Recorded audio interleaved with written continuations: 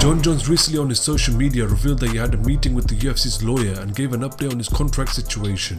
He posted this on his Twitter saying, "I had a brief phone meeting with the UFC's lawyer Hunter a few days ago. As of right now, I expressed to him that anywhere around $8 to $10 million would be too low for a fight of this magnitude. That's all that has been discussed so far." He followed up with, "I'm supposed to be waiting for what their offer is going to be. Really hoping the numbers are nowhere near that low. I guess we will see what happens." He followed up with, "One thing I'm sure of, I've never had more people excited to see a fight than they are now. I literally can't walk to my mailbox without someone asking me about the fight." He followed up with, "I've been working my ass off for years. Concussions, surgeries, fighting the toughest competition UFC had to offer throughout my 20s for right around $2 million per fight. I'm trying to have my payday. The fight that all of us fighters believe is one day possible." He followed up with, "That Twitter showed me the money and that evidently pissed off the boss. What a learning lesson. I feel like if Conor would have sent the same tweet, there would have been whiskey night." He ended it off with, "I believe I was grossly underpaid throughout my entire 20s. I'm not even bitching about that. I just want to see the future done right."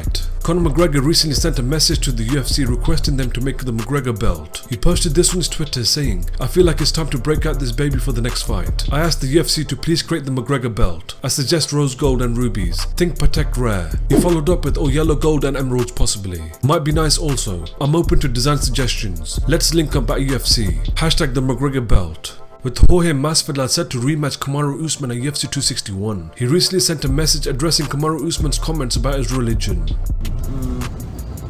Another picture perfect moment coming up courtesy of Usman's face. Can't wait. I'm gonna break those bones on your face like a chicken wing. I'm talking a lot of crap, bringing religion into it. Fighters shouldn't be bringing religion into it, but there you go. You're kind of stupid, you know, so anyways, can't wait to dismantle you. I'm gonna do you worse than I did that bum over there, whatever his name is. Still talking to look. That's you that got the knee, not me. Don't bring up my name, because every time you see me, you don't even want to talk to me. You want to go the other way. So shut the up, because all this online and all this gives the because when you and Usman see me, you tuck tail, you go the other way, or you ask somebody to get in between us. You're both, and I'm gonna end you both the same way. Usman, don't you worry. You shouldn't say about my religion, little. I never call myself Jesus. I can't wait though. End your ass in a very violent way. God bless everybody.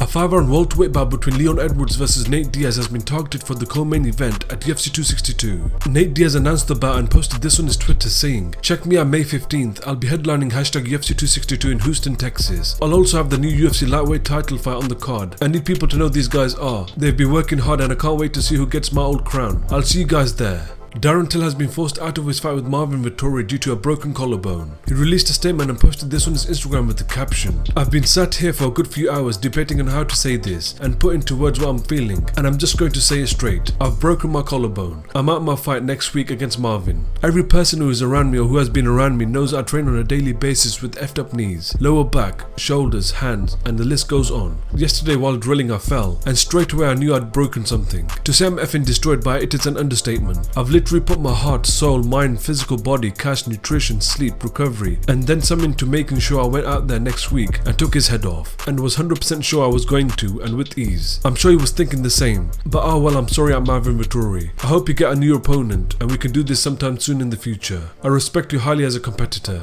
Marvin Vettori responded back in the comment section saying, "FNL Darren, I know and I feel this is not some made up BS, but I really wanted to break something of yours myself. Recover for now, we'll do it one." Michael Bisping on the Believe in Me podcast gives his thoughts on Francis Ngannou's KO win over Stipe Miocic. What I liked about Ngannou, of course, the explosiveness, the power, that's always been there. But what we saw, which we hadn't seen before, let's remember his last fight against Rosenstruck, 20 seconds. Junior Dos Santos, about a minute. You know, all these guys, he just plows through them. As soon as the referee says fight, he goes like a psycho. On this occasion, he took his time. He was very mature. He stalked his prey. He cut off the octagon perfectly, and he was taking his time. Now, that was for a variety of reasons.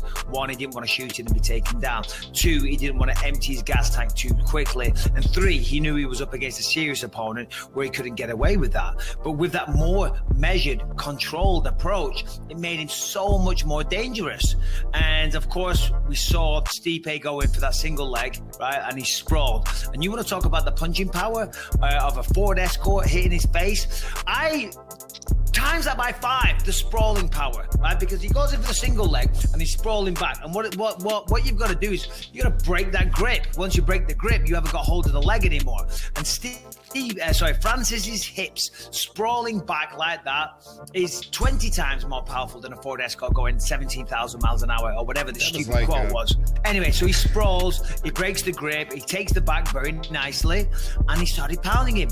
And you got to give it to Stipe. The man's so f***ing tough, because even though those punches from the tertial position weren't, traditionally aren't the most powerful, when it's Francis Ngannou, they're shattering blows, the power that man possesses. And he landed a lot, and Stipe worked his way up to his feet, and he took more and more and more. And I was like, it's done, it's over, oh my God. But Stipe fought through it. But you could see the look in his eyes, you could see that he was hurt, you could see that he was dazed, but he still continued in the fight, and I was so impressed with him. But again, Ngannou then just reset, took his time, didn't go crazy, didn't go the blaze of glory and trying to kill the guy, just took his time.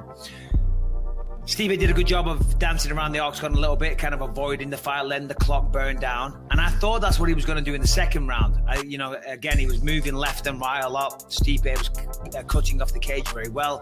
And I thought, I know what Stipe is doing here. He's just trying to drag the fight out to the third round. Even if the second round is going to be a snooze fest, right? It's still a good strategy. Just because it doesn't matter if you're engaging in a full-on firefight or just like playing around or whatever.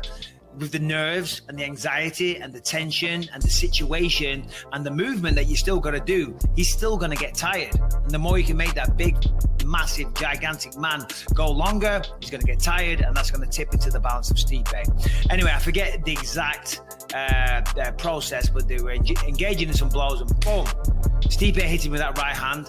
And that was the worst thing Stipe could have done, because it did wobble Francis. Francis did kind of stop in his tracks, and it wobbled him momentarily, only for a split second. But Stipe saw that and he thought, oh, I've got him. And he rushed in, boom, left hook. And that was it. It was done. Congrats again to my dude Francis. He's a beast. The thing with him and Jon Jones, obviously Jon Jones needs to get paid. Jon Jones is going to put a lot at risk when he fights him.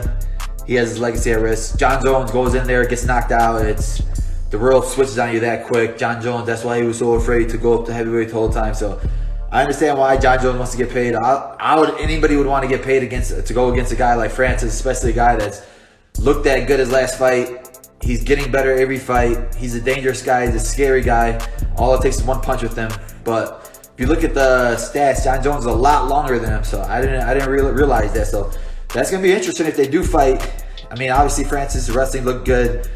I was interested to see if it went to the third round. Jon Jones is obviously going to be fight a lot smarter. Jon Jones, his fight IQ is like next level with everybody. So the guy for me, I think that Jon Jones is obviously dangerous, but I really want to see Black Beast against him again. Black Beast just has that one-punch knockout power, and he sits there, he gets hit, and he'll walk through them. And I feel like that fight would be exciting. The build-up would be funny.